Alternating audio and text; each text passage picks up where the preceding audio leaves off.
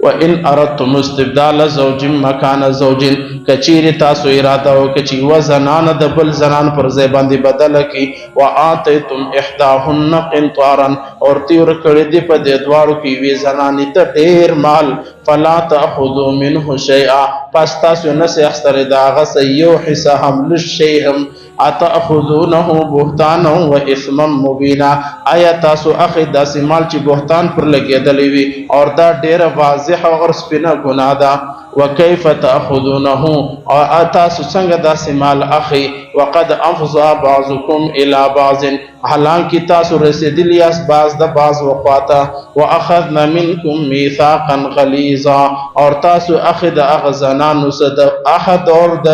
پخته وعده بعد یعنی پخته وعده می وکړه هغه بعد بیا داسنی اخی عزیزانو دا د سورۃ النساء آیت نمبر 6 اور 28 دی سورۃ النساء د مسائل مرکز دی اور دا هغه مسائل مرکز دي چې کوم مسائل اسمه او په معاشره کې دي زه هر څو کوشش وکم دا درس مختصر کوم نه مختصر کی یا به بالکل صرف ترجمه بیانې یا به مسائل بیانې په هر حال الله رب العزت پر یو مسلمان دي ډیر لوی اجرونه وشي نن چې کومه مسله ده هغه مسله ده چې یو سړی په نکاح کې زنان استا خود د بل زنان ته خواهش شوی دي اوس بل زنان غواړي هغه بل زنان پیسې د سر نست مہر چور کی ولی واتیتم احداهن قنطارا ودی اول زنان ته مہر ډیر ورکړي دي پیسې ورکړي دي اوس د سر نور مہر نستا لہذا دا سړی د دې زنان د مال سې ورته نه سختي مہر خو پیسې نه سختل کې طلاق ورکی خو ګرځي پیسې ورکی او کچيري طلاق د خلوت سمخ کی ورکی د مستری سمخ کی طلاق ورکی بیا بنیمی پیسې ورکی لہذا اوس په طلاق کی مسله نو بیا خلک سکی الزامات لګي فرماینا باندې الزامات لګي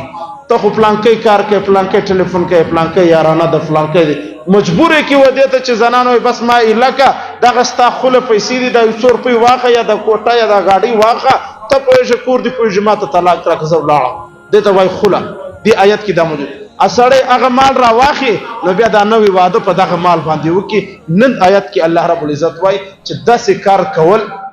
یا الزام پر لګیدل مال اخستل غلط اور جھوٹا بہتان پر مہینہ ولګه پر اوله مہینہ د دوی معنی د پاره لار خلاصه دا ازما په معاشره کې ناصر نن ډیر زیات راغلي ځوانان پر موبایلانو باندې ګوري بس د خپل معنی سره نفرت شروع دي نن دغه د پاره د 90% طلاق شر زیات شوی ده دغه وجوهات دغه شان دي هر ځوان وای بس زه پیسې پیدا کوم بل واده به وکم پیسې به پیدا کوم بل واده به وکم لہذا نو قران کې الله رب العزت فرمای چې دا ډیر او اسم مبینا ډیر واضحه او ډیر لوی ګناه ده د دې تاسو خپل ځان محفوظه کړئ د خلوای او خله کې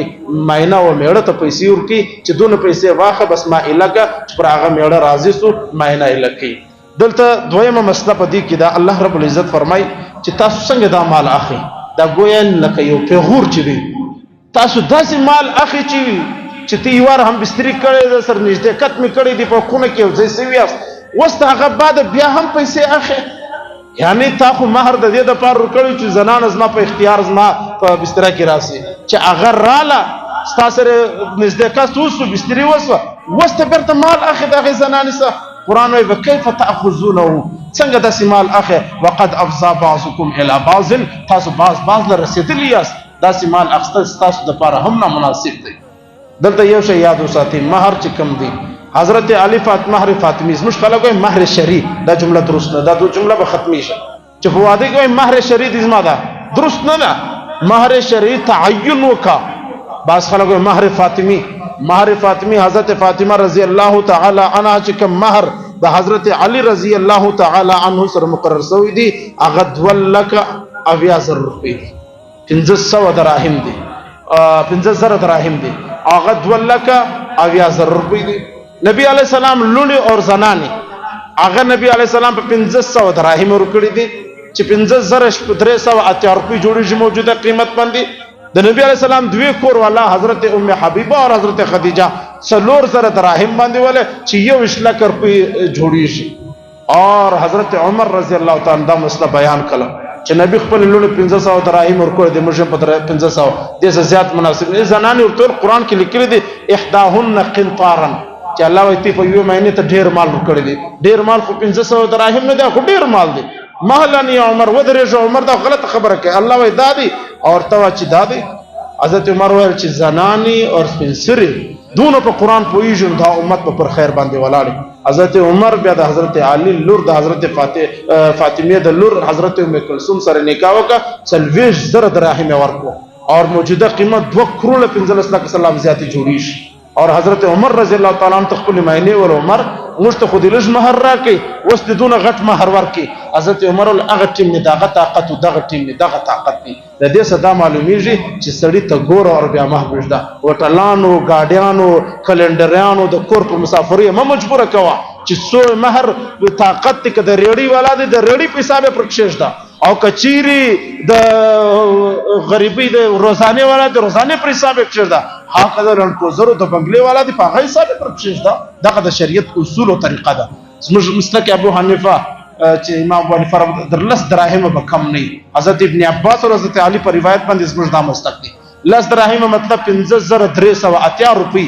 د دې څخه کم باندې نکاح نه کیږي. ازموږ علما په احتیاط کې 10,000 روپۍ در 10,000 روپۍ مہر سے کم کې نکاح نه کیږي. لہذا د نکاح د پاره به کم سے کم 10,000 روپۍ ویژل. اور اوس چې دغه آیاتونو حدیثونو تاسو واردو بیا چې نورم دا ویډیوګان یا ډوګان زی خلک اوري بیا ټول د اعتراضات کې چې زموږ پر ولور باندې یو اعتراض دی.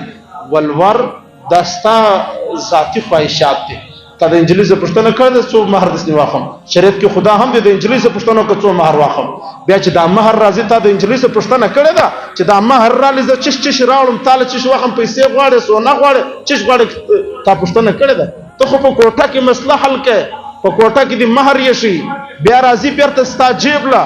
انجلی په خبره نه تا لوش اخستی کپڑی دی اخستی انجلی په خبره نه تا اتیا او 200 کسان مل مکړي انجلی په خبره نه د انجلی په مہر کې تا گاډي اخستی انجلی په خبره نه تا جایداد اخستی نو دې ته ولور وای مہر و دې ته وای چې کل جزء مالکا اغه زنانه جوړ سي د مہر کې او چا حق نستا د زنانه ذاتی جسمانی حق دی چې هغه ارزه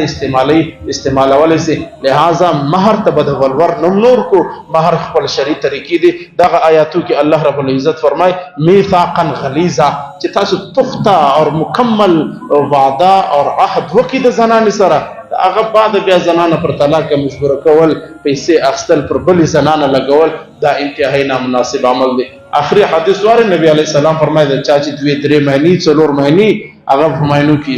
انصاف کوي. انصاف په کپڑوں کې په لوشو کې په خوراک کې په چشاک کې به انصاف کوي اور په محبت کې انصاف د انسان په اختیار کې نه دی. حضور علیہ السلام یو زنانه کې د حضرت عائشہ سره ډېر محبت اور نبی علیہ السلام فرمایل چې الله به ما پر دغه باندې نه نزيد از ما در فطرت وتلی محبت دی ما در اختیار وتلی محبت دی. لہذا نبی علیہ السلام فرمایي چا که په ماینو کې فرق وکړي د قیامت په ورځ به په داسې حالت کې راځي چې دا یو الله سبحانه شلی فالج به وهلی اور دا به علامات دي چې د زنانو سره زیاتی کړي ده. الله تعالی دې د عمل توفیق را نصیب